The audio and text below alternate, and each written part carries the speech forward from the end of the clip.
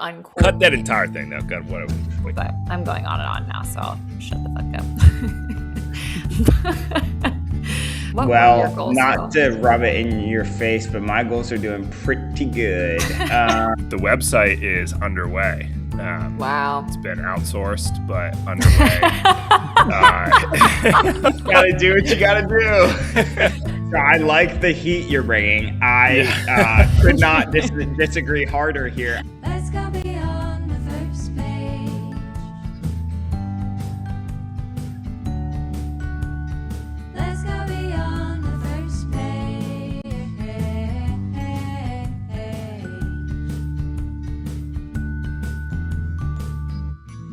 Welcome back, Second Pagers. This is Beyond the PhIrst Page podcast with siblings Phoebe, Phil, and Isaac. I'm Phoebe. I'm Phil. I'm Isaac. And this is Blood Song by Anthony Ryan. Very excited to talk with you guys about this one today. This is our third and final book in our Fantasy Academy Trope chapter, which is chapter 4 this year for the podcast. And again, chapters are like little segments that we're doing that have 3 books in them that all have something in common. And for this one, it was, again, like I mentioned, the Fantasy Academy Trope. And we described that in our overview episode. So if you're curious what that trope is, go check out the overview episode. And since this episode is being aired a little over halfway through the year, we wanted to give an update on our podcast goals and our reading goals for 2026. So I'll go first. My reading goal is definitely suffering right now. I have never been so far behind in my reading goal this late in the year. I think I haven't even honestly checked. I think like 12 or 13 books behind, which is a lot for me. It's kind of hard when you have a baby. Honestly, that's really what it's about. So What was your reading goal, Phoebe? $100? I think I put 100. So I'm struggling a little bit with that. But if you counted the picture books, would you be closer to your goal? Yes, I would definitely be very on track for my goal. So yeah. But what can you do? And I'm still reading a lot, which is great. So Phil, what about you? How are your goals going? What were your goals, not Phil? to rub it in your face, but my goals are doing pretty good. So my goal for the podcast was to get 1,000 TikTok followers, and I have 1,025 right now. I really just had 2 videos blow up that really helped, but not really blow up, like 30,000 views. Yeah. So, and then my 30,000. Yeah. Was it of you, Phil? It was. There were 2 of me, both got like over 30,000. Yeah. So anyway, and then my reading goal was to read more Nobel Prize winners. I've read John Foss, J.M. Coetzee, Hong Kong, and then I'm about to read a Polish one. But then I think I've done pretty good at just reading like better literature as well. I've read like 5 or 6 Pulitzer winners. And really branched out a little bit there. So Nice. yeah, Well, I'm at like I've also like just been reading a ton. I'm at like 107 books already, which is a bit aggressive. what? I know. It's sort of problematic, but I think I've read like 20 books. there was a period there in February where I don't know why I was reading so much, but I was just really tearing through them. Well, we weren't doing And I it for the haven't podcast in even got February. that. Like I was like, Phil, this is getting to be a problem, and so I haven't listened past 1.5 ever. Like I don't, so that's like sort of crazy. A lot of time on audiobooks. Yeah. Dang. Oh my God. That that's dink crazy. Yeah, seriously. Isaac, how are you doing on your goals? So I need to read 15 books to get back on track. I feel you. But I have 37 books, so I feel like that's a lot. That's good. And I also feel like minus like sports, I have not really watched. I fall asleep to like TV now, but Modern Family, but I am not really like watching like I'm reading. If I have any downtime, I'm like reading. So Yeah. not really sure what more I could be doing. Right. I could probably work out and get an hour of reading in that way. Mm-hmm. That would be That helpful. seems like a lot. And then the website is underway. Wow. It's been outsourced, but underway. Gotta do what you gotta do. I think we all saw the writing on the wall. Goal for that is one. going well for me. I would agree. I would agree. Yeah. So Nice. stay tuned for the website. I think it'll be pretty good. Yeah, for sure. Well, awesome, Isaac. Seems like you're in the middle between Phil and I as far as reaching goals. So good for you. I also didn't have a child, so Mhm. food for thought there on accomplishing goals. Yeah. Nah, just kidding. No, it's also, true. you said dinking, Phoebe. We are firmly sinking, I believe. I believe that's when one person has a job. In this economy? Yeah. Dang. Okay, well, that's good. It's good to keep ourselves honest. I feel like we do a good job on the podcast of keeping it real as far as reading and other things go. So for our listeners, if you're a little behind on your reading goal, we're there. If you're doing great on your reading, we're also there. So and maybe you're somewhere in between. But let's talk about Blood Song. This is, like I mentioned, it's the third and final book in our chapter 4 Fantasy Academy Tropes. And before we get started, Isaac, would you just give us a brief summary of it?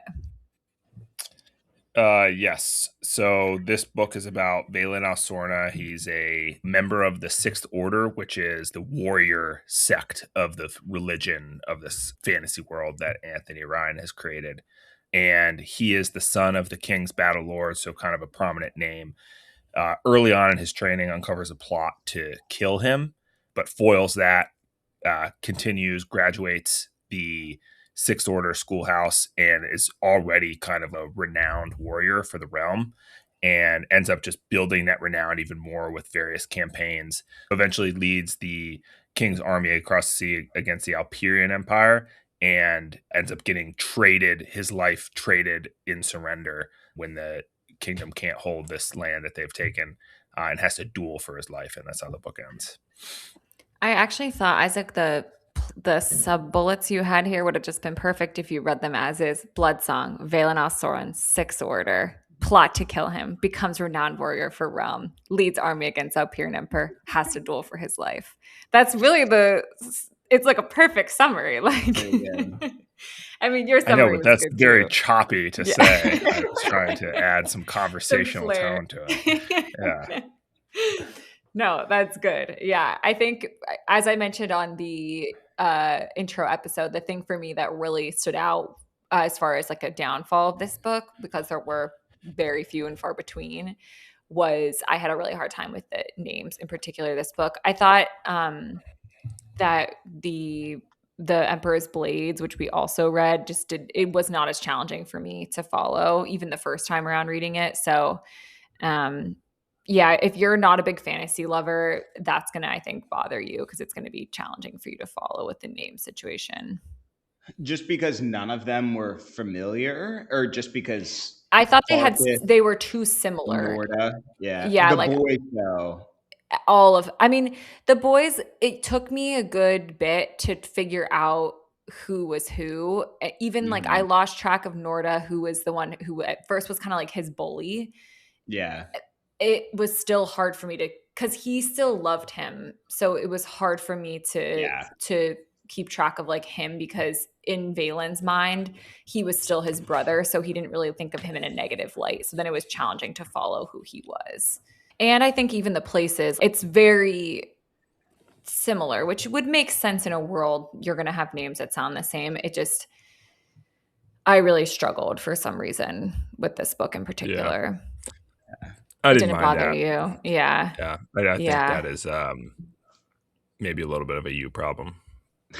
I don't agree. I think that I mean, like, it's just like just think of this as just like a different country, different culture. Continent. Like French names would be hard for you. Yes, like German, French, Spanish names would be hard for you. Essentially. But it's not all. But the reason I don't think it's me is because that's not always the case for me when I read a fantasy book. So this more so than normal, I felt. Well, I think that that's actually like this is a very good like talking point, because I think there's two main ways to do world building, and sort of as RJ Barker had like told us, you either spend the first 50 pages of the book, or like throughout the book you have these sections that are all just explanatory text, Yeah. or you just jump in and like are a little lost. People have to figure it out. Yeah. And I like much rather prefer the little lost at first, because Good it's point. still, at least still plot is happening. And I also think that, and that was the same case with RJ Barker's books, where you were just like,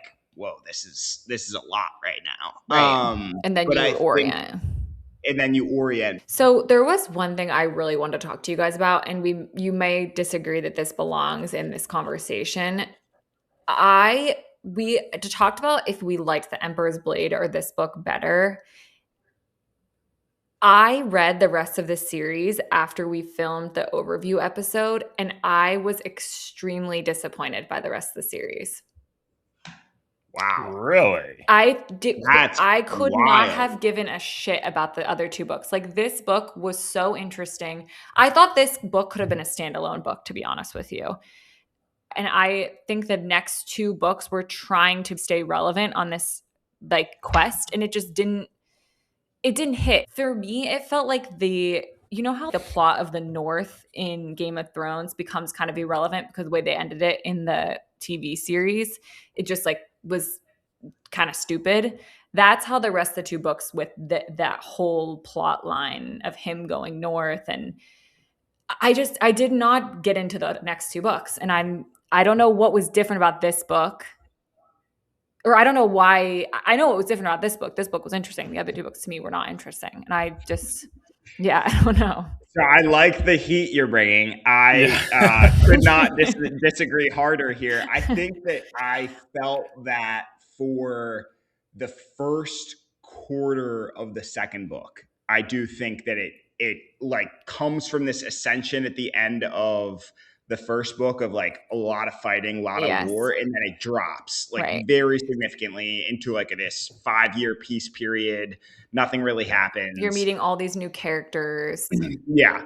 But then it's awesome. Then it gets sick Yeah. again. I think that he does a great job of introducing characters that are super interesting. Mm-hmm. Dare I say more interesting than in the first book. I think Mhm. Frentis is a better character. I think Reyna is a better character. Yeah. I like they're much more multi-dimensional than, and this is the problem that I had with the first one than Valen. I don't Mhm. think, and I think Valen himself becomes a better character. Yeah. I think that the North, what happens there to me is that it gives credence to the overarching plot of this. Like, who is this evil Yeah. demon Right. ally person? And I don't think you learn that without the North. Yeah, I agree with Phil. I I think that the whole ally piece to this doesn't get answered.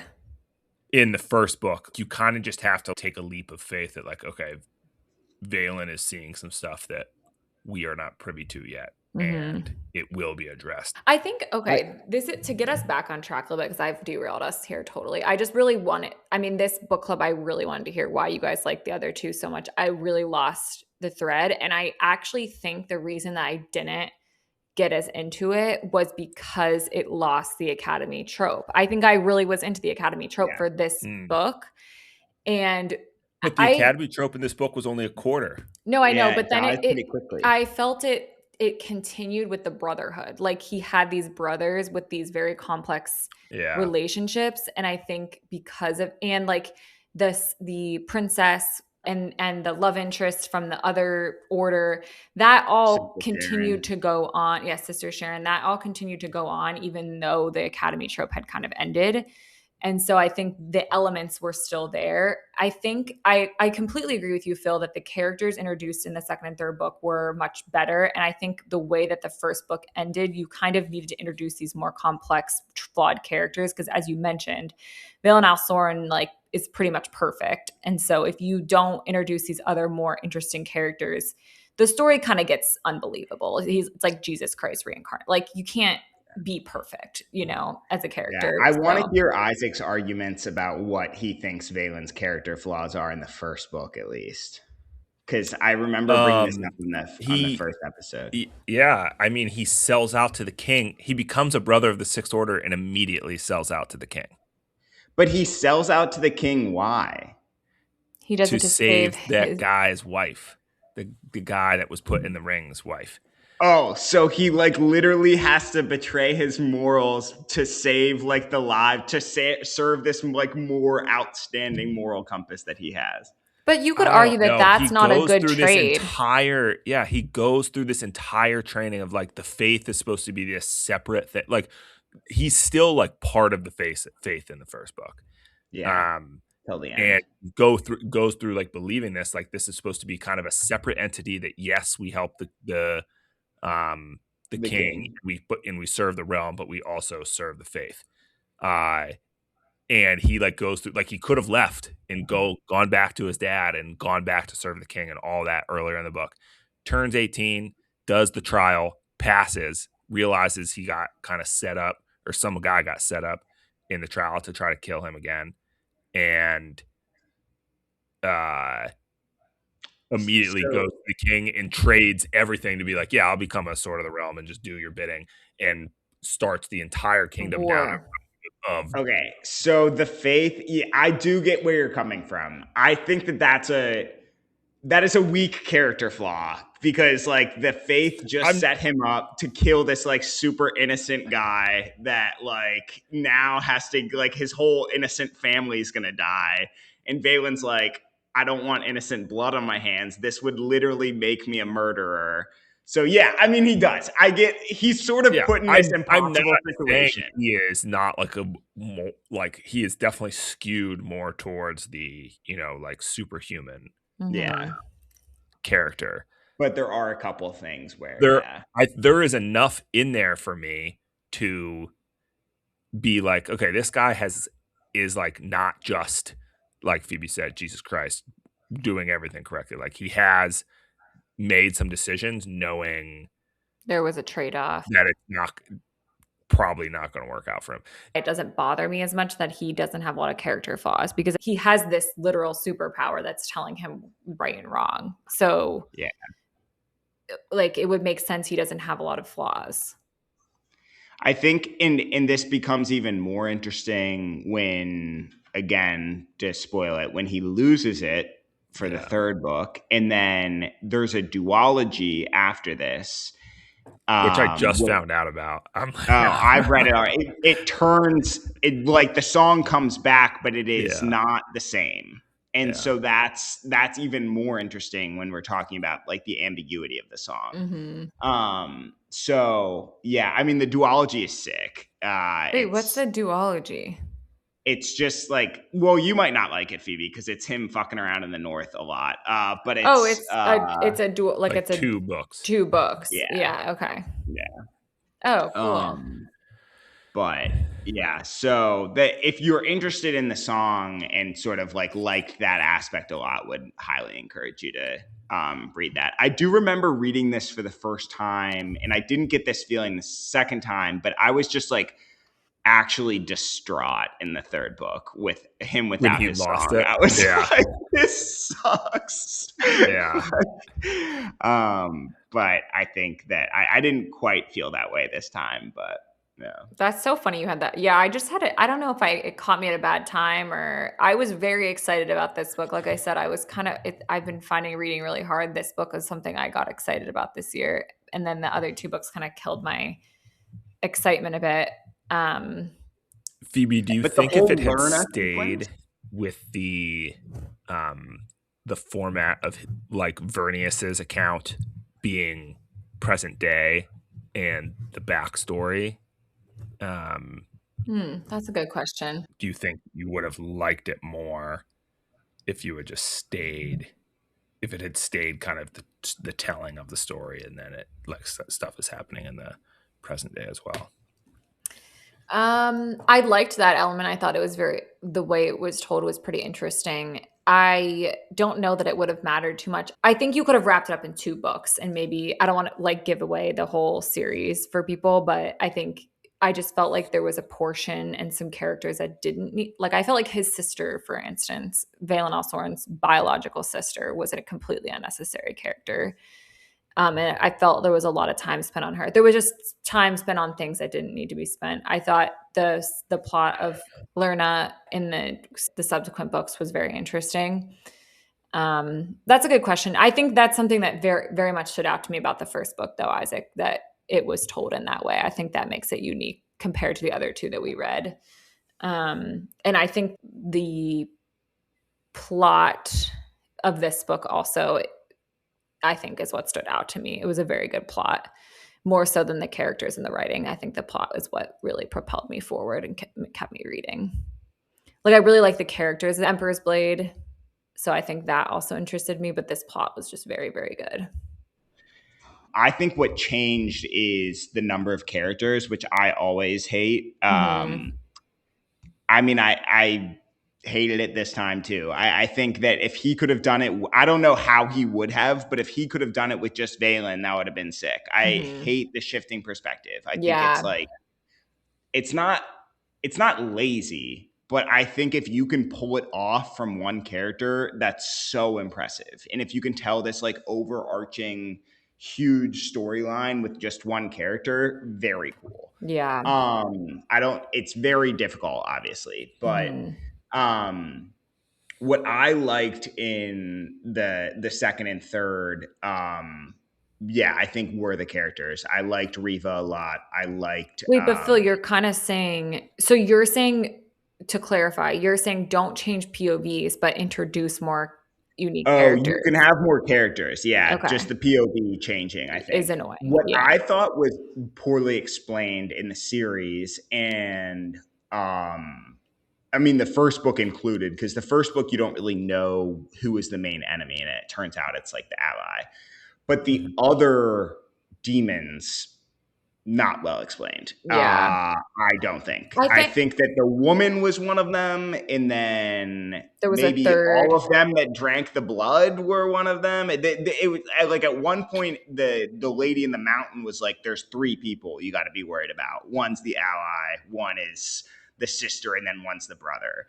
I cannot succinctly say who those 3 are. Well, they were being embodied by like multiple people. Like they kept switching bodies. But she said only one of them, only the ally can do that. No, it's the other ones could do it too. No, like I think, because I think like Barkus was not the ally. No, that was like the son.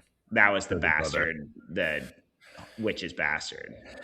Yeah. But then it was also... I thought the witch's bastard and the ally were kind of the same thing, but maybe I think it was a bit unclear. But then I thought the ally was the 3 people from the north. It was the sister, brother, and then the husband. So that only the husband was the ally. Yeah. Okay. But who came first? Was it the bastard turning into the sister's husband? Yeah. So this is where I'm saying it was maybe not as clear as it could be. But does it really matter? I guess kind of. I mean, I would argue yes, but I mean, like it doesn't matter that I still love the books, but I think But it would be nice to understand the origins of the like it's very clear in the Chronicle of the Unhewn Throne how the ancestry came to be, how the siblings, and that's like a pro, I think, for like a world building aspect that like you can't world build and then make things not clear. Like that's just a no. This is like, it makes sense that things wouldn't be clear because like Valen doesn't really understand what the hell's going on either. So like it makes sense that they can be unclear, but it's a little dissatisfying. Yeah. I think that's well said, Phil. This is my favorite book of, I think, the podcast. one of my favorite books, definitely one of my favorite fantasy books. And I really love this whole series. And even with these questions that you're kind of like, I guess I didn't really think about that too much. It doesn't matter. At the end of the day, I'm like, yeah, too bad. Like, yeah, Yeah. like, okay, maybe I'll have to read it again. I think it's probably there. 'Cause, like, even as I was talking, I figured out I can't remember what we were talking about, but like I figured that You thing out answered your like own as we were question. talking about it. Yeah. What about So I it bet is- you if you read this again, You could find it. looking for like, wait, where do the ally and the witch's bastard like connect here? Mhm. You would find the answer. What is your favorite part, Isaac? Like, why do you think that this is your favorite book for the podcast? Yeah. So I love just the medieval backdrop. Mhm.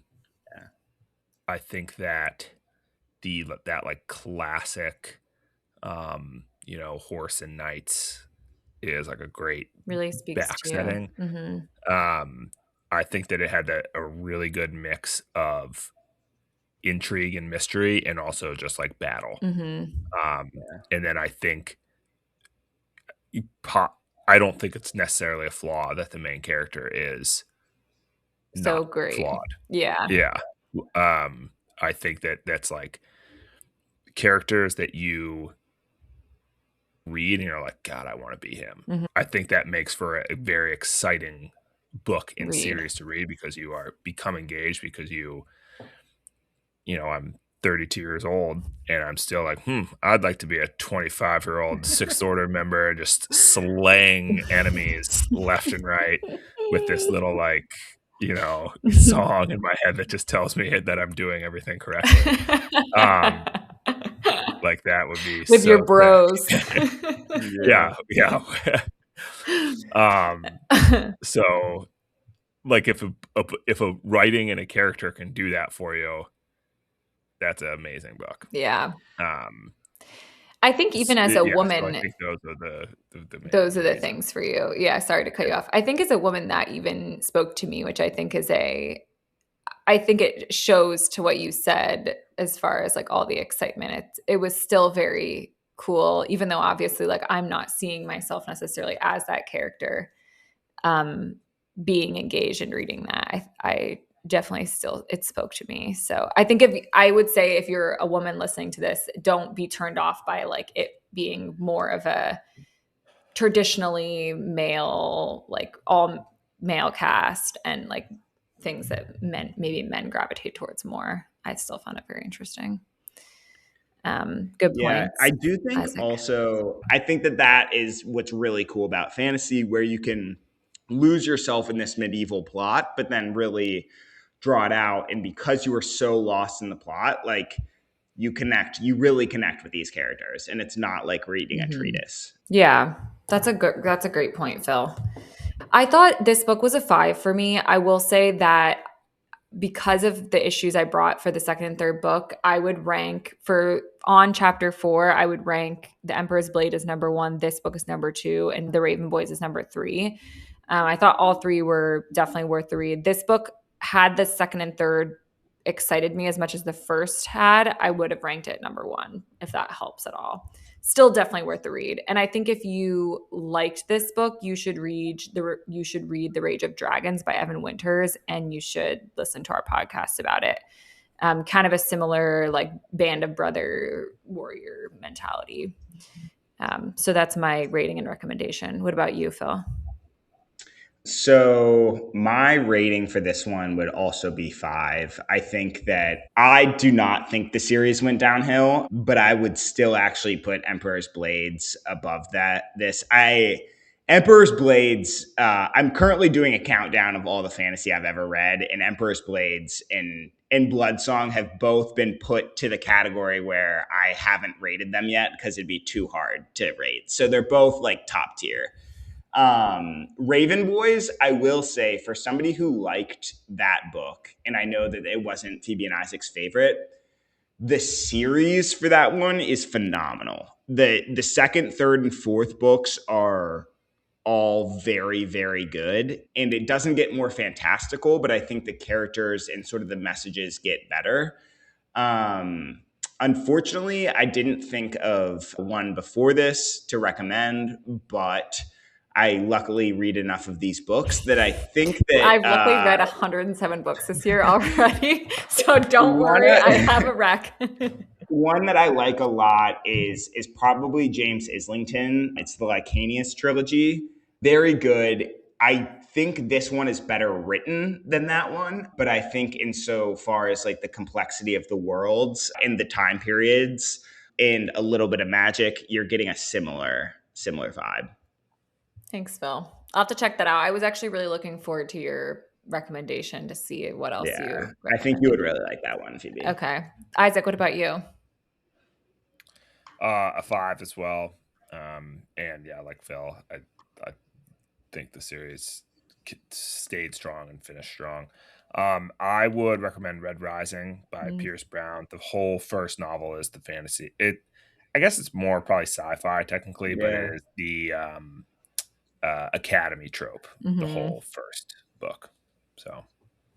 Wait, no, it's not. It's the Hunger Games trope. It's the competition trope. Aren't they in the school though? That's like the. But they're trying to kill each other. I think that's a different trope. But maybe that's. I considered it. I think that's an interesting point. I think that's a really you're probably right with that recommendation. I think if you but I would never have thought to group these two books together. That's super interesting. But I think you're right. I mean, I loved both books, so you're 1 for 1 there. Yeah. Oh, that's weird. Red Rising was going to be my recommendation for the podcast. Yeah, for the trope. Academy trope recommendation, but I felt like it was too mainstream. TikTok. It was very mainstream. Yeah.